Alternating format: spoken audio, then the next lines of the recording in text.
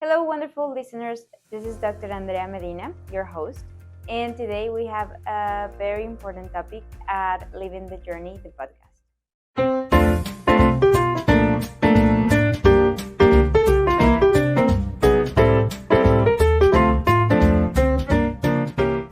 I have one question for you. Have you heard before about IVF ROPA method? Well, if you haven't, this podcast is for you.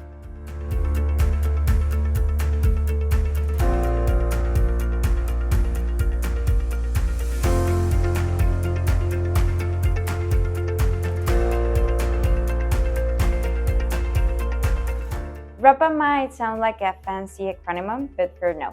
This is why today we have an incredible team that will explain a little bit more about it.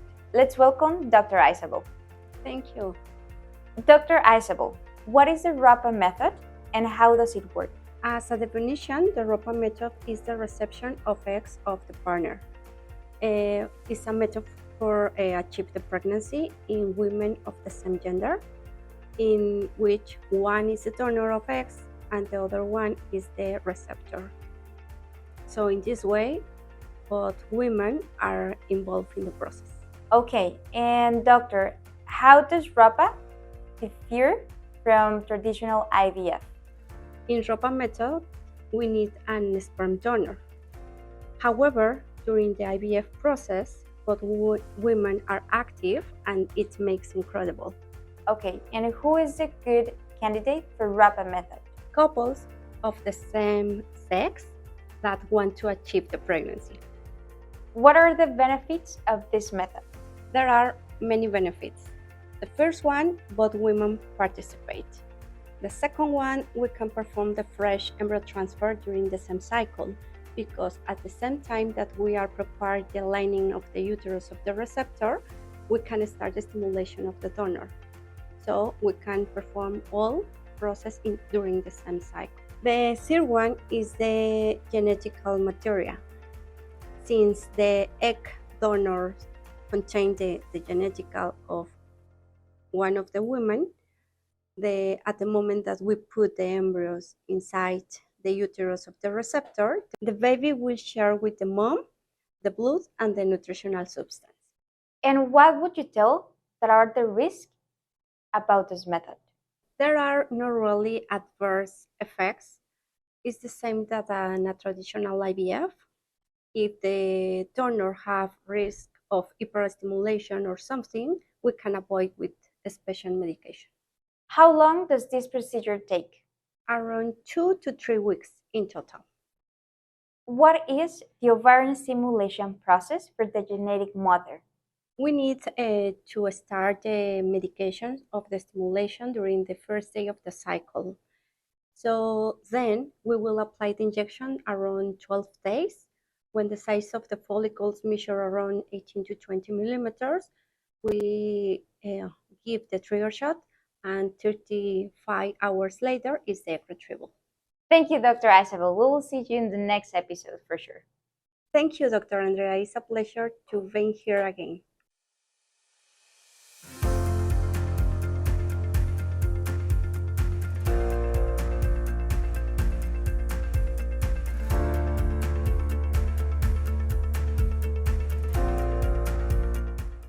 The second guest of this podcast is Dr. Aline. She will talk about the emotional part of this process. Let's welcome her. Thank you.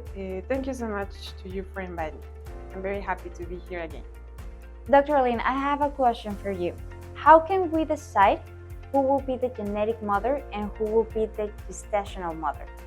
When we're about to start this treatment, I always think about the desire of my patients, because I want to know who wants to carry the pregnancy and who wants to be the egg donor. So that it's very important for me, because my patients have a very consistent idea of the motherhood, about their goals, about the pregnancy, so I try to respect this decision as much as possible. But being more objective, I will always give my recommendation. For example, an ideal scenario could be that the woman who has the better quality on the eggs, that it's younger and that have more ovarian reserve, could be the the one who gives the eggs, and the person who has the best quality in the uterine conditions could be the one who carries the pregnancy. And what are the emotional and psychological considerations for each patient doing ROPA method? Well, first of all, I want to clarify that the fact that we have an homosexual couple does not make or does not represent any different from the heterosexual couple talking about the psychological stress that involves a fertility treatment. So, a thing that I could notice more in this kind of patients is that both of them are more involved in the treatment. They are more empathetic to each other because they understand the process during the whole treatment. For example, injections, the emotions, what to expect from medications, the hormones, and everything. That would be the difference. It's worth mentioning that up to 60% of my patients come here with a previous diagnosis of anxiety. So, also, my main recommendation would be that we can have the help of another specialist in the area, for example, a psychologist or a psychiatrist. And what are your recommendations for handling stress and anxiety associated with this method?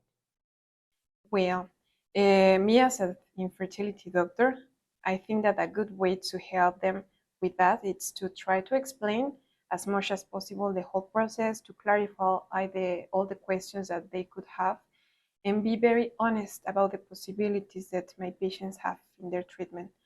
And well, I remark that we need always a specialist, again, for example, a psychologist or a psychiatrist that can help us with a very specific treatment if the patient have a severe grade of anxiety, for example. Okay, doctor, and what are the options for co-parenting in same-sex female couple after undergoing IVF ROPA method? In this ROPA method, we have two options, only two options. One of the patients can be the carrier, and the other one can be the egg donor, the biological mother, and vice versa. There is no third option. Doctor, how can we ensure that their kids feel loved and accepted in two-mom family? I think that a child can feel love no matter the type of family he or she belongs to. And I think that having two mothers or two fathers does not represent any difference or any obstacle to give love to a baby. So being loved depends about the treatment of their family and about the mother feelings or the father feelings. At the end of the day, we are always here to resolve the questions, to support my patients with any questions you have about this new process, because I think that they must know or they must think that it's a very new process, being mother, biological mother and the carrying mother, and kind of miracle. So a lot of questions probably must be, and we are here to solve them. Thank you, Dr. Aline. It has been a pleasure having you here today. Thank you, Andrea. I'm very happy to be here sharing with you, and yes, I will see you again.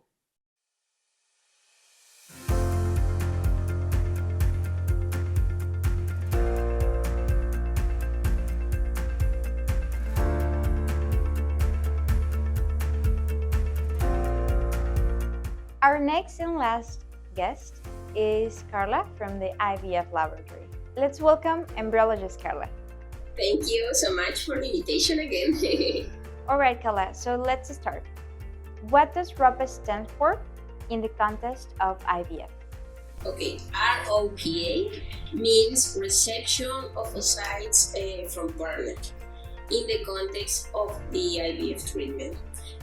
It is also commonly known as reciprocal IVF, partner IVF, partner-assisted reproduction, and co-maternity treatment.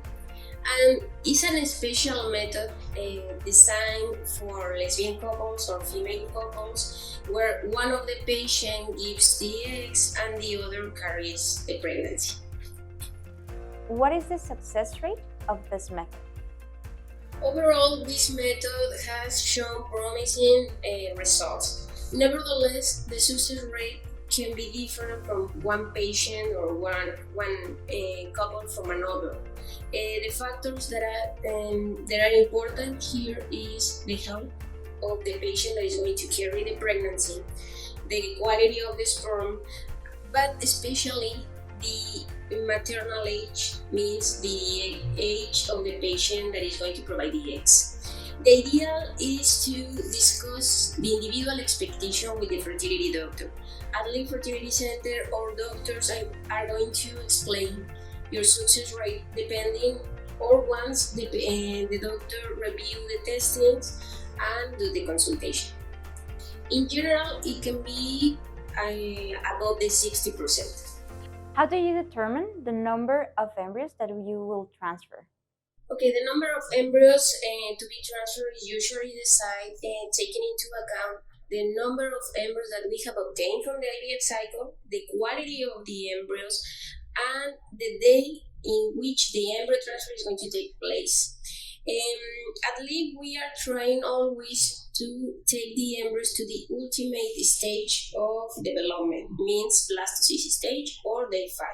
Why? Because it's the stage where the embryos has more potential and more probabilities of pregnancy. Then, if we are going to transfer on day 5, we recommend to transfer 1 embryo, maximum 2. But there are some cases that it's not possible to lead the embryos to blastocyst stage because we have just a few embryos. Then the transfer is going to take place on day 3. In that case, we can transfer 1, 2, maximum 3 embryos. What are the criteria to select those embryos that will be transferred?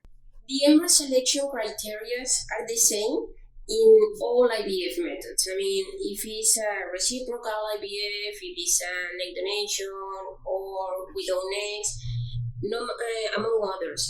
What we are going to do is evaluate the embryos day by day according to the development kinetics, which is the speed of growth, and the morphological characteristics of the embryos.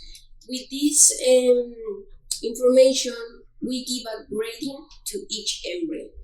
In addition, we can have the genetic information too, and the embryologist is going to take all this data, analyze everything, and select the best embryos to transfer. What are the potential complications of pregnancy after this method? As with any pregnancy, there are possible complications with the ROPA method.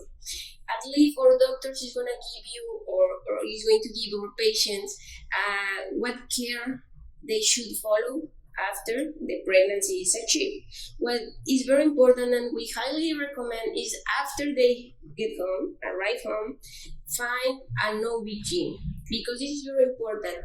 The prenatal follow-up in order to, if any complication arise, they can be addressed in a timely manner.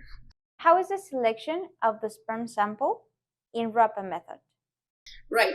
Well, we have with this method we have the eggs, we have the uterus, and we are gonna need the sperm sample in order to complete the formula, right? So answering your question, there are 2 ways to obtain or select the sperm donor. The first one, and this is the one that I always recommend, is to find a sperm donor cryobank.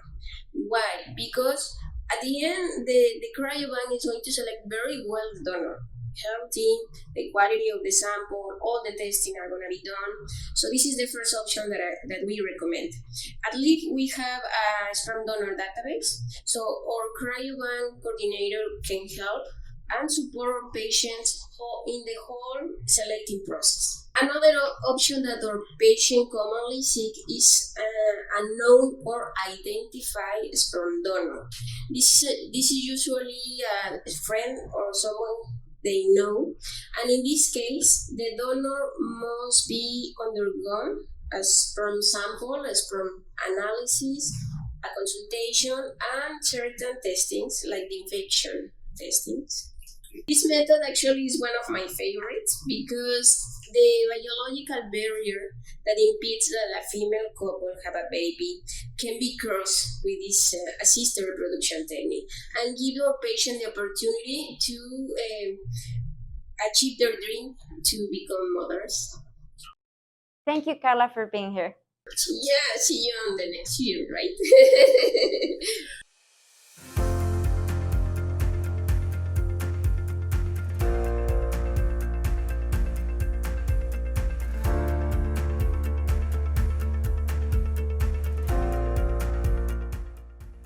Thank you guys for being here in our third episode, IVF ROPA.